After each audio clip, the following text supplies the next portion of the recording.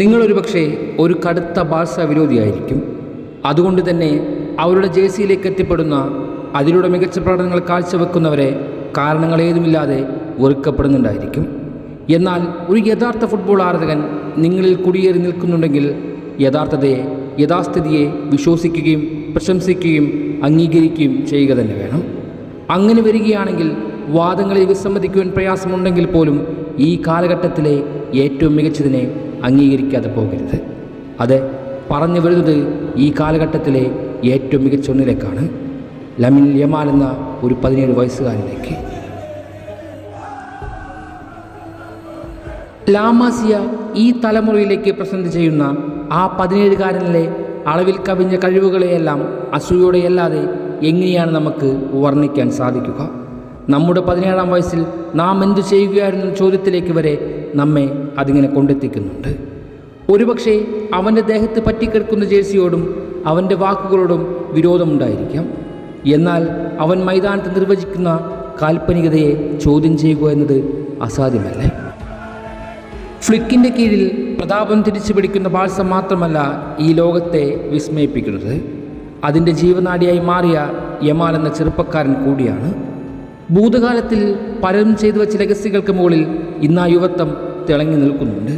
നാളെ ഇതിഹാസങ്ങൾ സൃഷ്ടിച്ച ചരിത്രങ്ങളുടെ വേലിക്കെട്ടുകൾ പൊട്ടിച്ചെറിയുവാൻ തനിക്കാകുമെന്നും അവൻ പറയാതെ പറയുന്നുണ്ട്. ഇതിനോടകം തന്നെ അവൻ നേടിയ നേട്ടങ്ങളോ കിരീടങ്ങളോ ഒന്നും തന്നെ തുലാസിലാക്കേണ്ടതില്ല. Sprints, dribbles, turn, fine space, chips, lobs, shots, അങ്ങനെ അവനിൽ നിന്നും നിർവചിക്കപ്പെടുന്ന ഓരോ നീക്കങ്ങളും ഗ്രേറ്റസ്റ്റിലേക്ക് പാകപ്പെടുത്തുകയാണ്. ഇടതുവിങ്ങിലൂടെ പന്തിനിടതുകാലിലേക്ക് ചേർത്തണച്ചുകൊണ്ട് ബോക്സിലേക്ക് കുതിക്കുന്ന യമാൽ നിമിഷങ്ങളെക്കാൾ അപകടകാരിയായി ഇന്ന് മറ്റൊരാളില്ല. 6 യാർഡിൻ്റെ ആ കേന്ദ്രബിന്ദുവിൽ നിന്നും അവൻ തൊടുക്കുന്ന ഷോട്ട് ബ്രഹ്മാസ്ത്രം പോലെ തടുക്കാൻ കഴിയാത്തത്ര ശക്തിയുള്ളവയാണ്. അതിൻ്റെ അഴകും ഭംഗിയും എത്ര കണ്ടാലും വർണ്ണിച്ചാലും മതി വരികയുമില്ല. ഫുട്ബോൾ ലോകം അവസാനം മെസ്സിയുടെ പിൻതലമുറക്കാരനെ കണ്ടെത്തിയെന്ന് വിശേഷിപ്പിക്കുന്നത് കാണാമായിരുന്നു. എന്നാൽ ആരുടെയും നിഴലരിക്കാത്ത ടാലൻറ്റഡ് ഗാലക്സി തന്നെയാണ് അവനിൽ കുടികൊള്ളുന്നത്. നാളെ അവൻ്റെ കഥ ചരിത്രത്തിൽ കൊത്തിവെക്കും എന്നൊന്നുമല്ല, 20 തികയും മുന്നേ ചരിത്രം അവൻ്റെ കഥ എല്ലാം നേടിയവനായി എഴുതി വയ്ക്കേണ്ടി വരും. കാരണം 17ാം വയസ്സിൽ തന്നെ ആരെയും അമ്പരപ്പിക്കുന്ന മഹാ അത്ഭുതമായി അവൻ മാറിക്കഴിഞ്ഞിരിക്കുന്നു. കരിയറിൽ ഇനി വേണ്ടത് വേൾഡ് കപ്പും ബലോൺ ഡിയോറും മാത്രം.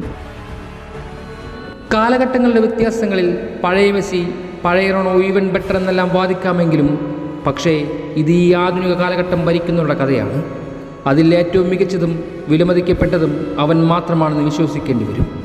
ഒരുപക്ഷെ അസൂയ കൊണ്ടോ ക്ലബിനോടുള്ള വിരോധം കൊണ്ടോ എന്ത് യമാലെന്ന് വാദിക്കുന്നവരുണ്ട്. എന്നാൽ യമാലിനെ മൈതാനത്ത് പിടിച്ചു കെട്ടുക അതത്ര ഈസി പ്രോസസ്സല്ല എന്ന് നമുക്കെല്ലാവർക്കും അറിയാം. വിജയിക്കാൻ മാത്രം പിറന്നവൻ്റെ നിഴൽ അവനിൽ ആവോളമുണ്ട്.